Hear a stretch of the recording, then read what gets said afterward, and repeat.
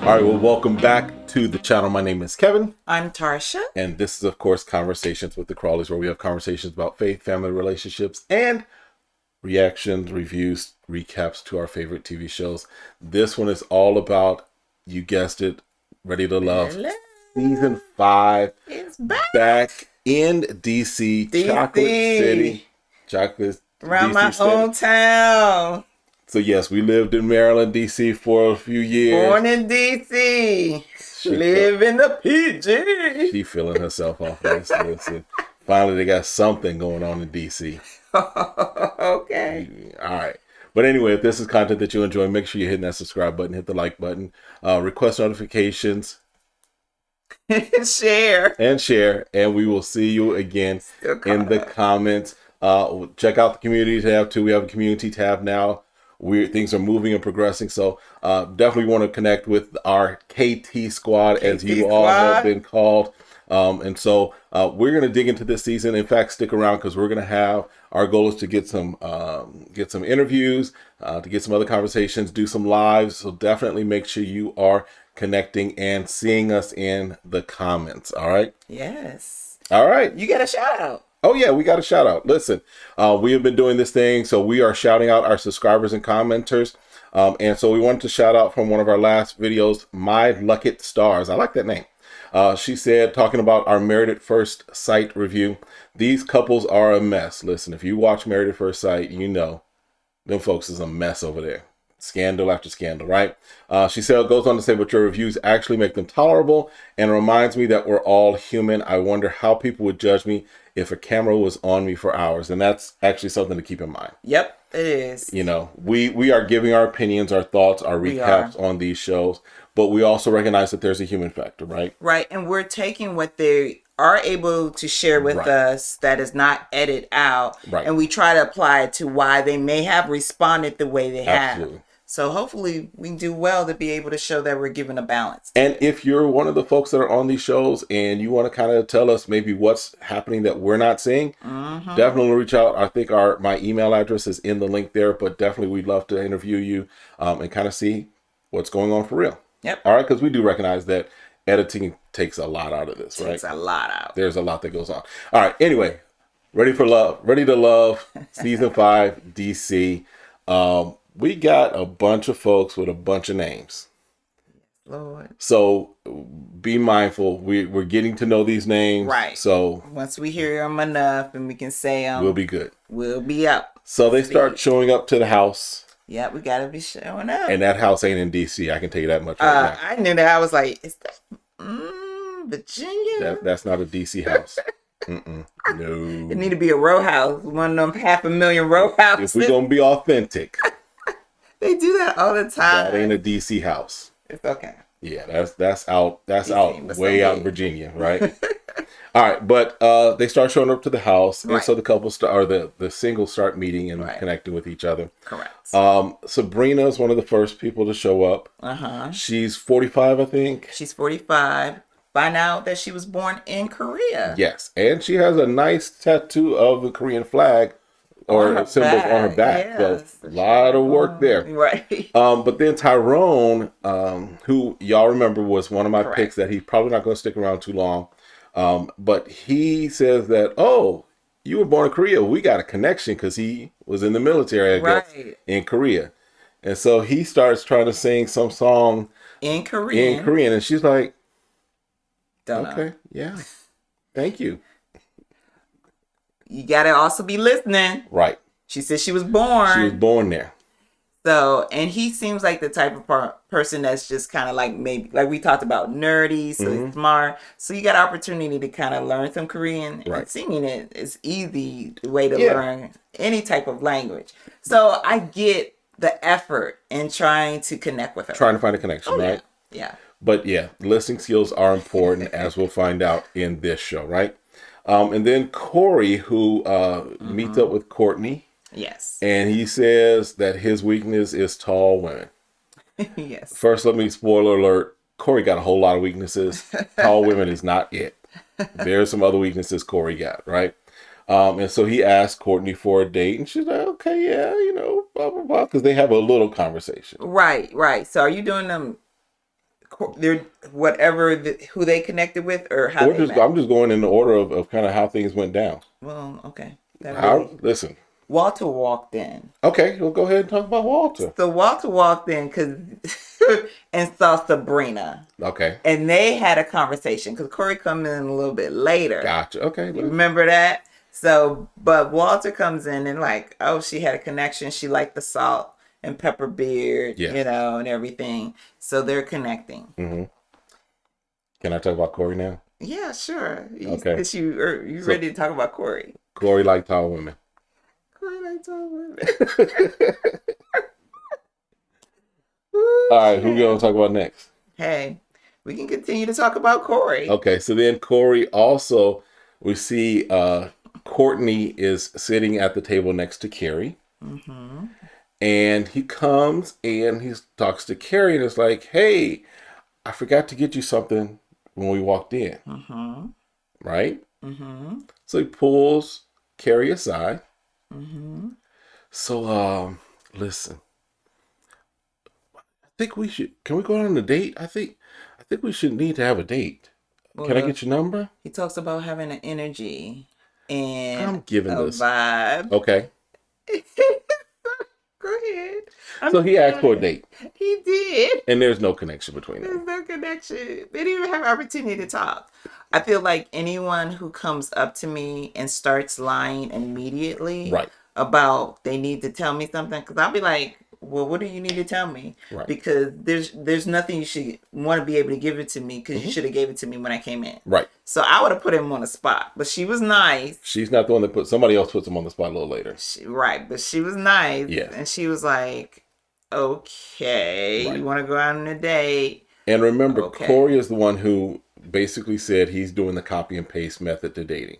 Yes. He goes out, he's gone out on, he says, over 100 dates in the past 12 months because he just copies and pastes. He gets the first date, but then the second date is elusive to him. Correct. So that's that's one of his weaknesses. Correct. Is second dates, right? Correct. Then who's next to see you? Well, see, you don't talk about how Corey tries to talk to Sabrina when she's talking to Phil. Oh yeah. So at that point, that's why we got each other. Yeah. Okay. So, but you want me to take notes? Your notes helping me. Just saying. So and we're rusty on this. If we're honest, I'm a little rusty on this because it's like 30 folks, 20 it's folks. Okay, baby. It's okay. We're gonna work through this together. So Corey comes up to Sabrina and Phil, who's sitting there talking, and he was like, I just need 45 seconds. And Phil like, oh yeah, look at his watch, 45 seconds. He's like, yeah, bro, you can stay right here. I'm just needing 45 seconds. So Sabrina stands up because she thinks she's being like swooped away. Right. And he goes and like whispers in the ear talking about, do you find me attractive? Right.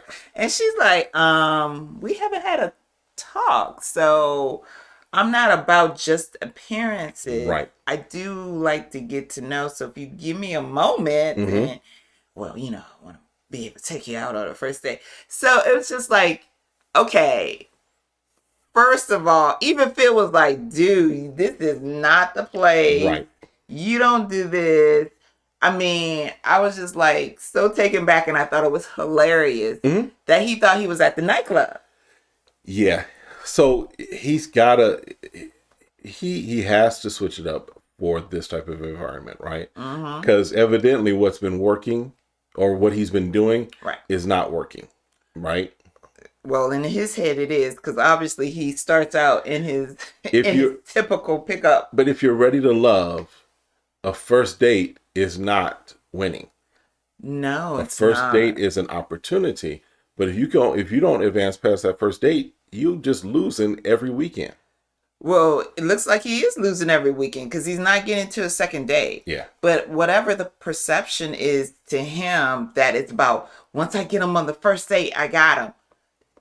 Not in this. This is ready to love. So it's more about you finding maybe one or two connections. And then as you have more group, you might find somebody else that like, oh, I didn't notice this. It's like he's never even seen the series. Right. Like you can pick up tips on the last 4 seasons, dude. Yeah, like that's true. if you really wanted to, like, I want to get this down so I'm staying, so I have the opportunity, check out the first 4 seasons. Right. But Corey got it all together. Yeah, with his He knows how to do this. He knows how to do this. He got this. All right, and then who else we got talking about? Who's next on your list? Well, next on my list is Tisha. Tasia. Tisha. I remember that. Tasia, right? Tasia, is that how you pronounce it? I apologize. She's from Chicago. Yes. Yeah, if you're anything, you remember somebody from Chicago. She's from the West Side. So, she's feeling Nahim or N-A. It goes by Naeem, or Bilal. I can do Nai.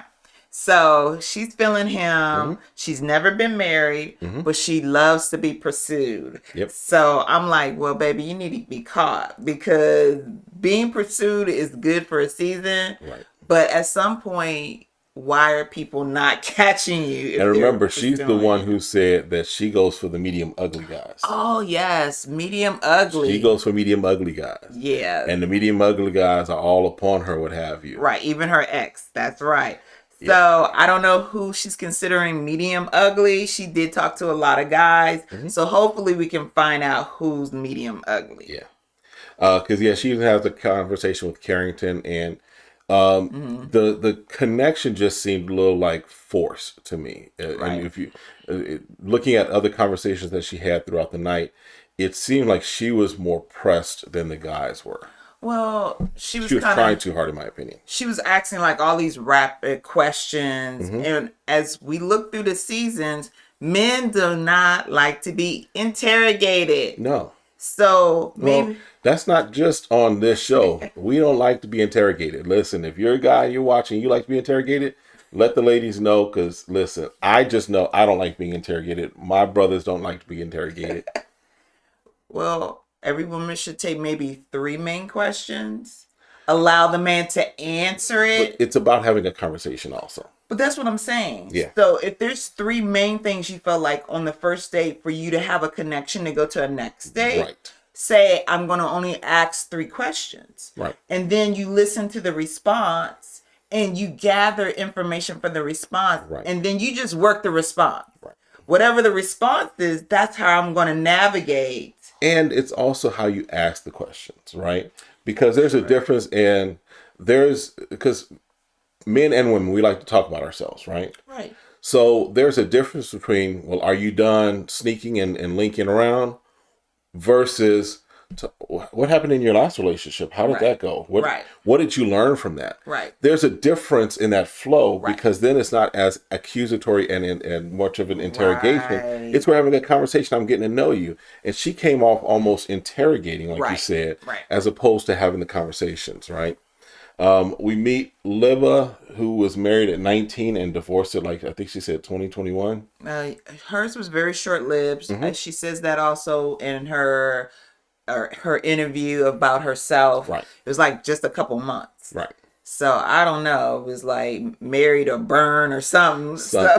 Something happened there, because she looked like a little child. They showed her picture. I was like, oh my God, were you a child bride? Okay. It was a little scary looking. Right. Meaning that it looked like she was forced to do something that she wasn't ready to do. Right. That's what I mean when I say. And then Camille and Cornelius met, and they had a conversation. They had a little connection. They had a little connection there, right? Yeah, she's like calling them boyfriend. Yeah, that's pretty quick. He's like, they have a conversation. Yeah. The goal is, of course, to mingle, to move around. Right. So he's like, hey, let's go see what's going on with the food. Right. She's like, bring me something back. Don't get caught up talking with anybody else. Right. Blah, blah, blah. Right.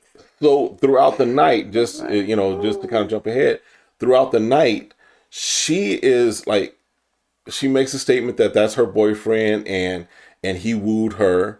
There's another scene where she kind of like has another little flippant comment about him, and it's just like, y'all just met. Now, granted, the other thing is this. This whole thing happens, it looks like a daytime job for these folks, because they meet and it's all nice, bright, and sunny, but by the end of the night, it's dark. They got the campfire going. Right. So, yeah, they spending some hours there. Yeah, they're probably, which is good, right? You maybe have I would probably say maybe they had 3 or 4 hours, right? Mm-hmm. So they have drinks, they talk and mingle, Mm-hmm. they have opportunity to have dinner, Mm-hmm. and then they're able to talk and mingle after that and dessert. Right. So with that, I would say probably it might have been like a 4 hour an event is what I would have gave it. I would have given it about 4 hours. Nah, it looked like they were. It might have looked longer, but think about it. If you start like at 5 or 6, it gets dark on the East Coast earlier. You. Okay, I can. So I would say that would be more than enough time for them to decide after that period. Right. You know, who they're interested in making connections to. Gotcha. Okay, makes sense. And then Lamont. Yes, Lamont. You said he looked like what? I said he looked like a deacon. Listen, the Right Reverend Deacon Lamont. Lord bless his heart. I'm like, it was just the cut of his suit wasn't very modern. Right. And so he looked like a deacon. Right. You know. And if you remember, it was also, that was kind of the thing that we saw last year with, was it Khalil? Khalil came in looking like somebody's school teacher. Yeah, he was a teacher. Well, but he came looking like he was doing a parent-teacher conference. It's like, but he didn't update his wardrobe. Right. Like when he started school. You know, so for Lamont, it was like he's talking and she's like, okay. And Lamont's like, well, you know, his hobby after his 9 to 5 is spoken word. So he's talking with Aisha. Right. And he's connecting with her. She's initially kind of feeling him. Yeah. And she's opening up to him. This was my marriage. Da, da, da. Right. Sometimes when I'm alone in my room, sit and stare at the wall. And in the back of my mind, I hear my conscience call, telling me I need a girl who's as sweet as a dove. I mean, he just started spitting out bars. Yes, they're his original stuff. My thing is this. Even women like a little tease. So you tell me you speak spoken word, and I'll go, oh, great. Then give me an opportunity to let me know if I want to hear it or not. Right. Before you audition for me. Right. And so he just goes right into it. And then the poem he decides to use gives the word penis out loud and clear. So it's like, I don't know you. So are you using that to try to say something? Right. So I don't know how to receive it, right? Right. And she was very taken back by it. Yeah. She was like, I wouldn't expect a man that I just met to start talking about a penis, his penis, whoever penis. And just again, because it was almost, the way she took it, the way she felt, it was almost like dismissive of what she had just poured out to him. Right. She just poured out to him more, you know, kind of let her guard down a little about who she is. Right. And he's like, okay, I'm going to use this to show my craft. Right. Wrong. Read the room, bro. That wasn't the right place, right time. That is not the right place and right time. So she was like, okay, well, let's stop here and let's go get something to drink and mingle. Yeah. She shut it off. Yes. She was done. And then I love it, though. Oh, yeah. I love the way how she decided, okay, oh, great, let's get So I think Aisha is going to, she strikes me as the no nonsense. Right. She gonna tell you how she feel. Because we see some scenes in the clips where she's like, she looked like she ready to go to the trunk on somebody, right? She's like, there is no hater in me. Like, she ready to go. She can be passionate.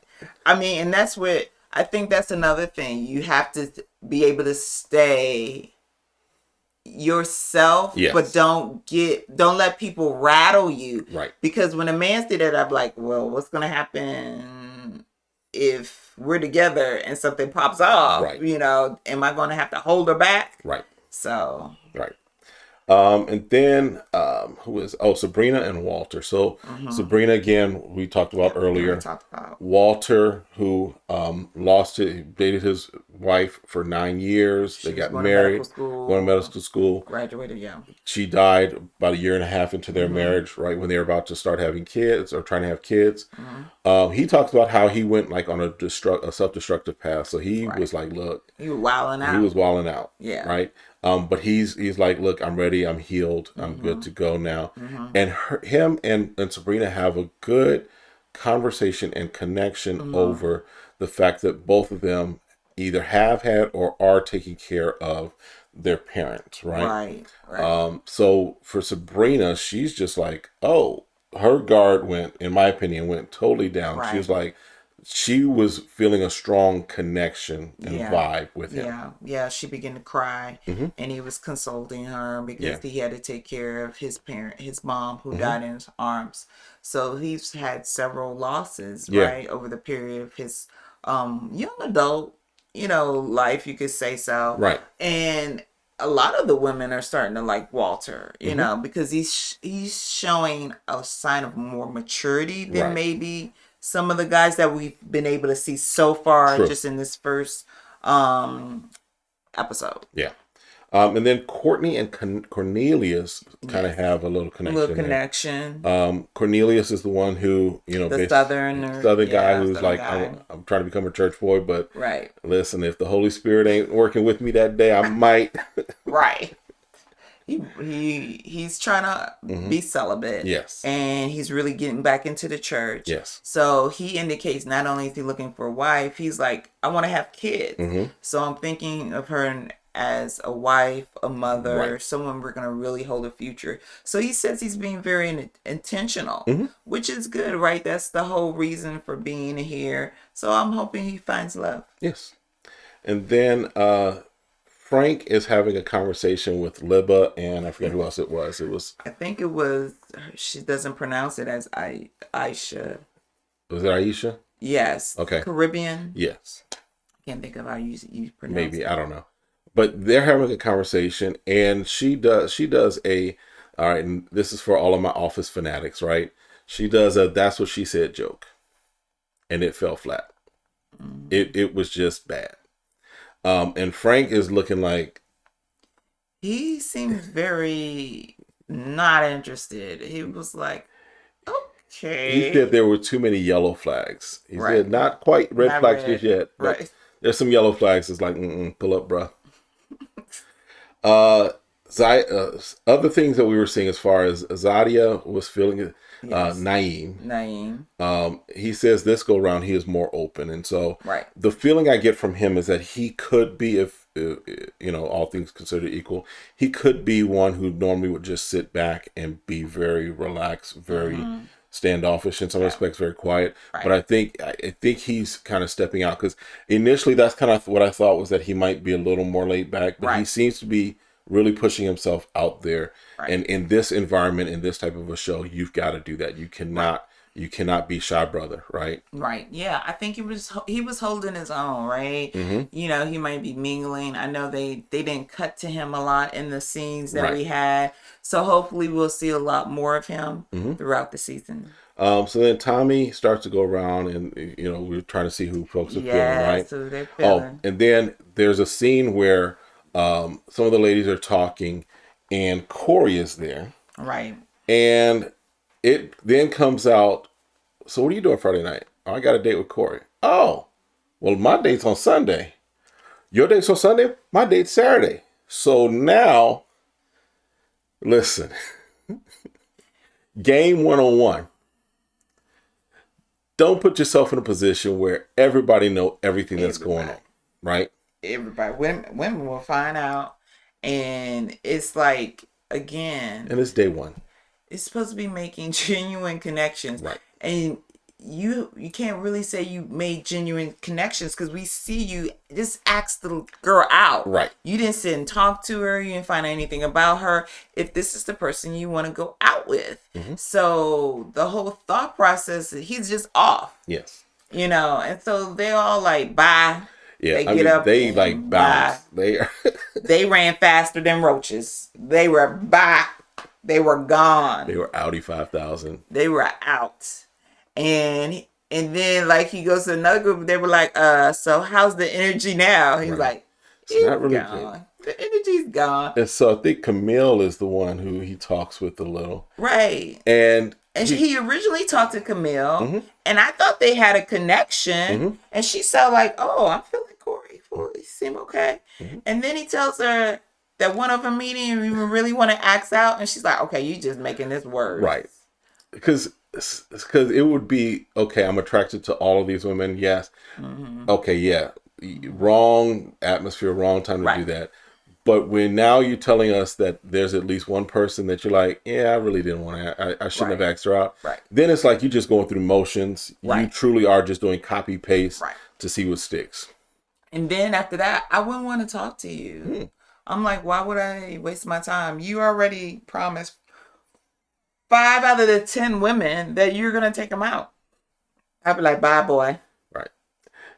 That would have been, if he had wanted to play it that way, the only way he really could have done that and been at least been okay with it is after he's had conversations with these ladies. Right. To say, you know what? I know during this process we're probably going to have an opportunity to date. Can I get your number? Maybe we can just kind of see if meet for coffee or something like that. At least then it wouldn't be like, can we get a date? Can I get a date? Can I get a date? Can I get a date? And I don't know anything about you. Right. So what you're doing, you're just setting it up. Let me just grab numbers. Right. And then later, I make promises. But he was making promises and grabbing numbers. And that, if I'm honest, that's what I did in college. Before I met you, before I met her, when I was at the house down in Atlanta, listen, that makes sense. You went to the club. I think Club Excess was the club we went to. You went to the club. You had your pen and paper, and the saying was, "A Morehouse man was always carry a pen to get all them numbers that he's gonna get right." And you see how old you are? You had a pen and paper. A pen. Yeah, I'm sorry. Now, I can put. Now it would be like give me a snap, give me your IG, right? But in my day, you had a pen. Funny story.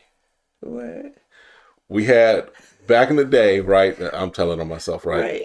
You're all off. We had we just going on, right? I had a cordless phone in my room, and cellular phones were big and bulky at the time, and of course expensive.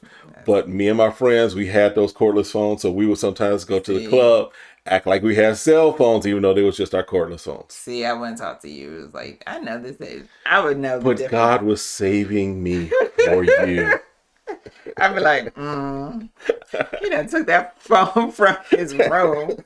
But they couldn't tell because it looked the same. They were big and bulky, same thing. All right, so then Tommy comes around and starts collecting and saying, okay, who's feeling who? Right. A couple of things that we saw. Phil said he was feeling Sabrina and Camille. Cornelius was feeling Courtney and Camille. So Camille was kind of making the rounds a little. Yeah, and they were like, oh, we're going to have to fight for it. It's like, he's like, Okay. Dante was feeling Aisha, Zadi, and I forgot somebody else. But on the ladies' side, the names that kind of came up as far as not being felt by the guys, the 3 names were Tecia, Libba, and Carrie. Right. Okay. Right. And then on the ladies being asked by Tommy and the names so Aisha said she was feeling Frank, Zadi was feeling Nye and Walter. Sabrina, of course, was feeling Walter. We talked about that. Libba was feeling Dante and Cornelius. Right. And Camille, that's when she said that Cornelius was her boyfriend and that he wooed her. Right.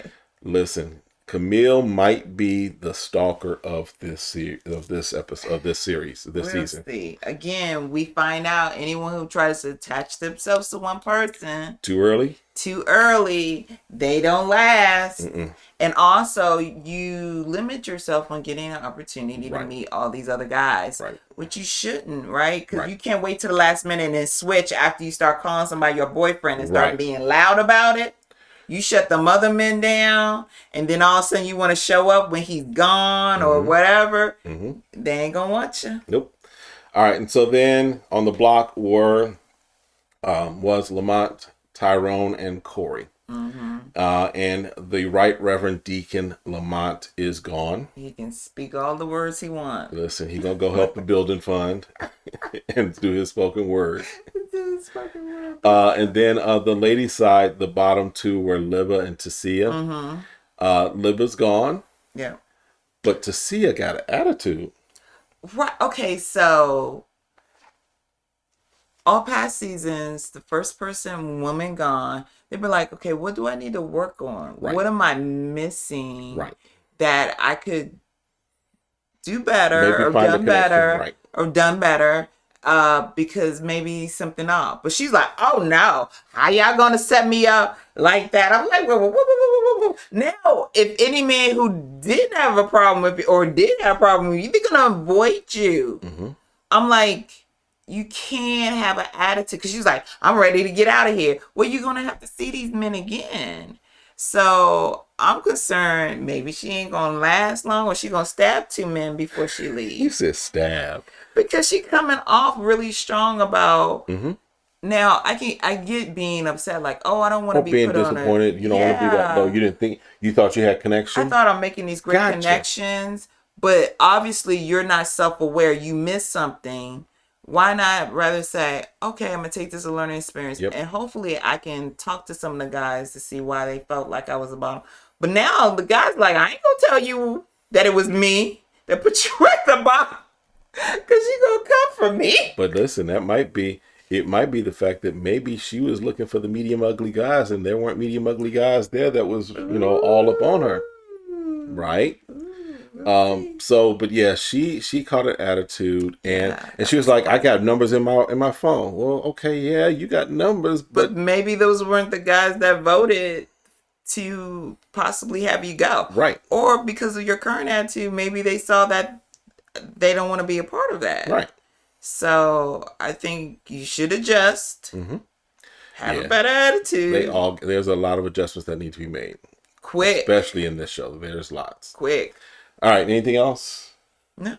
All right. Well, listen, that's it for this video, this recent episode of Ready to Love. Again, make sure you hit that subscribe button, hit the like button, request notifications, share, and we will see you in the comments. Have a great one. Be blessed. We will see you next time. Bye.